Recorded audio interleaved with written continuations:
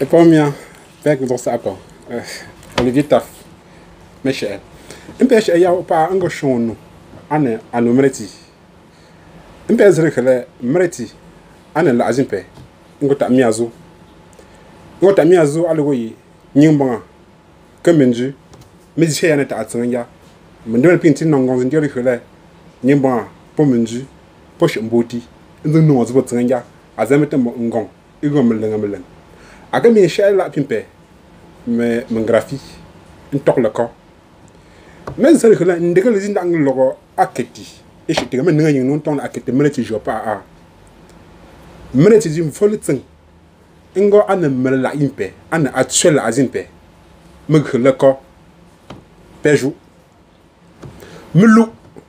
emi metsemte nu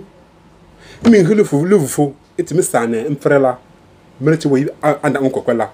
no aketi zimi ne aketi me yin no la aga anongo jonde ke ane kwal azimpe mlu mintsem de nula imemi singo akwa miazo anamereti peki minjulu gacho mitaminji amre ambanyin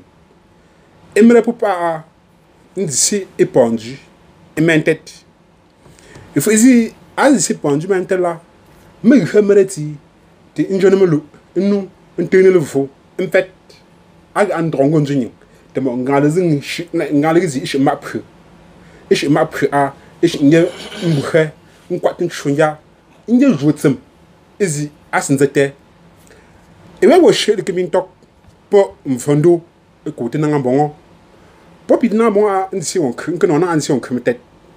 mbin fakni e fakni po olu wayi mfondo alezi mo ama antok mo tatin tok ngomo ndanda minje de kimin go pa a nda nko nzimbote mo nyimbande e po ye wonyin banga ezin sigon k metet ye won nyima akimi ngwen kap emi sha no nkite po nyima wo zila ta mo banga ato bon patim piando wo nyima wo ipin nto mo meti tingo bote la an fonu izi misi no nzete ile khle patim piando agon kam fondo kele mfonzati et je pas tenu ago le khle mon banga e yipim ko ne mo mreti insila ago shinje mo ago shinje mfondo parti nzati ago ba apa pup me pin non zati le khle mo ago shinje nyingi atmo oyile ane tshela azimpe mpe no nju melonga mo fo amandati iza ngongkhele inti zatele khele minji eyi amre ambanye apontel kan jimi tongo yelo oh mpe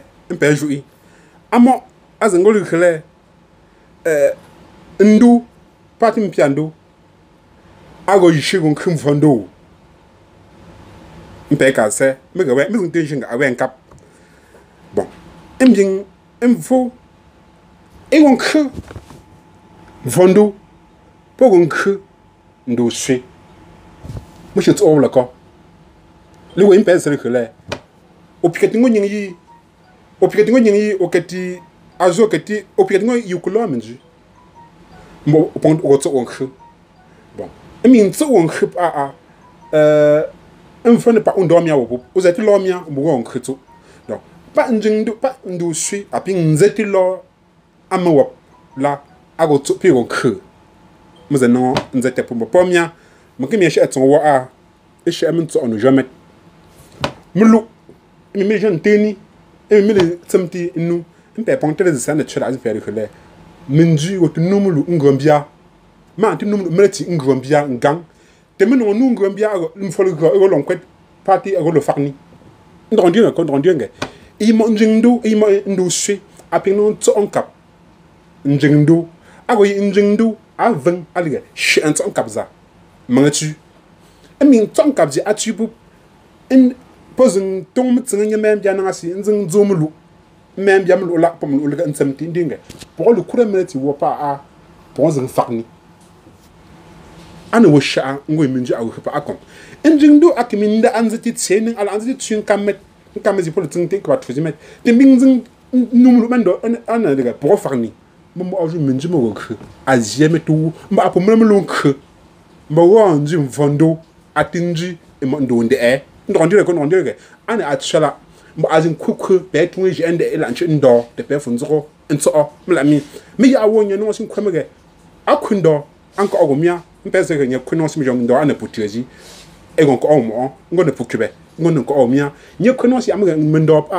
mendo ampe mi tran ku nyin de ndo di singo zumi ndi tin chobzi ngan kore ngang isi ngon mtumi impe mi tara nkuo donc uzina ngasi ingo amenju ingo amo mau aliembulu khile mung da anku de pe longo mbag pi uzetenge mamala unang pa nkaba wo tho nyingi li nin kaba tho awunyin akundi mung njindu yi ma wo yimi nin kabzi tho ulyo mung ngang ane tshela atipongtre okhe otu mlongo tonje ende mlongo mingza mbandu mla mi osingo tson kapti unang angon kapzi mi api monteli alinge indern kapzi me pas le peu et le pou bon et min kushi ane le zetele khele ning imo mombanga agon shinja mfondo kembo ngang ajo ana ngwen zokno mla mi impe sele khele ane tshela azimpe ngoyi minyi mazise nyi mamre amre minju po yise tamo momago mo khamo minju mama nyi mampish na chimlu khu anang mangi mamjuo anengezi nga ajishingia mi tin shi ezi pa monjo shinzi shanyi mbanga fu ekole ndro nkhenchi ya moy bezu bon mage minzu ajishingia nyi mbanga ish inzi shemo mbanga ndro nkhenchi ya moy ana le peu la timpe ngo pute nzingo no ya wo uchite azinga mfo amon bon je follow ndan zite onju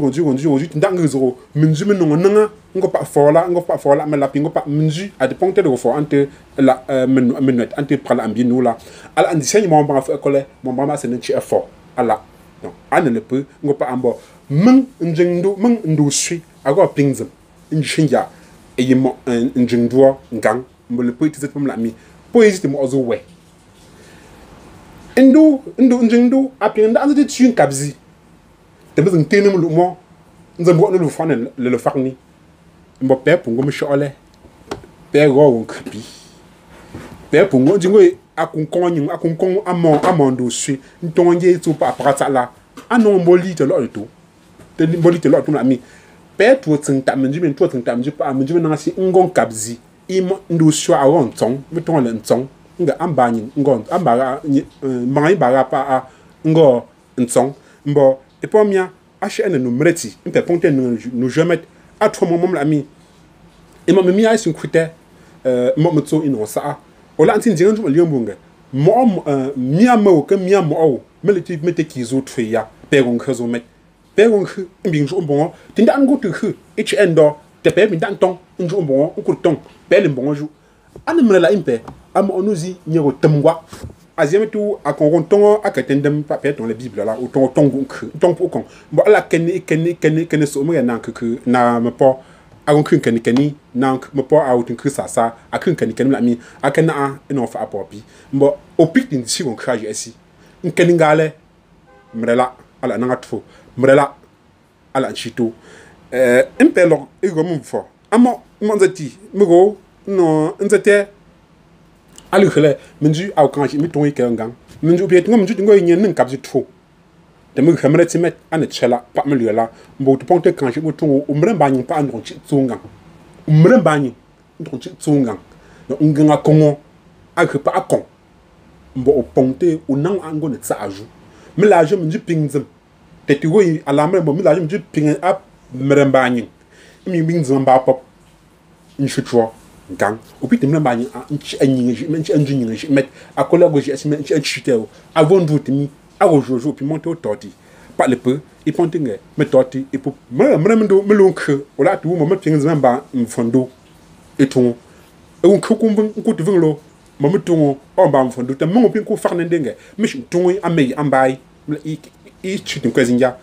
mbogo ndo ji tranko mbe mbo ala il a onk a frotto me met ndong bandoi nzaba kete pu ago nzing tsomo me fe nung khuma mtu ndok fe ze jon do met te no me dongale ndok imi pop me pino nzaga za tele khale imo Partim piando ago ton kap I mo ngi make mung ton chou ndiem pelu khele ago to ta vo pingo lu khele ndo njingdo wo jim abongu ko kola ala pu ala ton pu la mi zo ala nzo te fe mele temtem lu njenu mbolo fo njepet api nje kap jim no nzete akola no la pu akongoi aga chanson kaba ozo to na wulu khu emingbu ala tu emingo tu tu yimete shinji de khu action afu ko ndio mutun yezinge de pe tu $10 a tume de kiminju ambaga pa a pe se ko manya chin tu atum la mi otu vinchi atondo ola ngzo anu mege onzo mete enanga no mbo epomia anuzi impe no frite anu numreti a jopa ta vo pinzo monteu ndingdo azila atui ndo sui azila azin sui pinon te lekele a angoyi azien no a oton no jomele anuzi a oton no jomele mi ndingdo ndo sui ago lo ngo nezo no alors ngo nezo no mbo fo no met ko liombo lekele lo ngo njing afo afo la onjingdo pia po ton la mi asko no zi alu fo mo esh meti shimra pa bi fo mo esh meti shimra pa la ngo le tin la ping zama le tin ton le tin lo ngo a je njingdo anang bo me fon kap no ndo amjila po kun ton le kole mbo anu antung te pop ingo antinga pop bo azinu pe no ngo ikati ya anemreti ajopa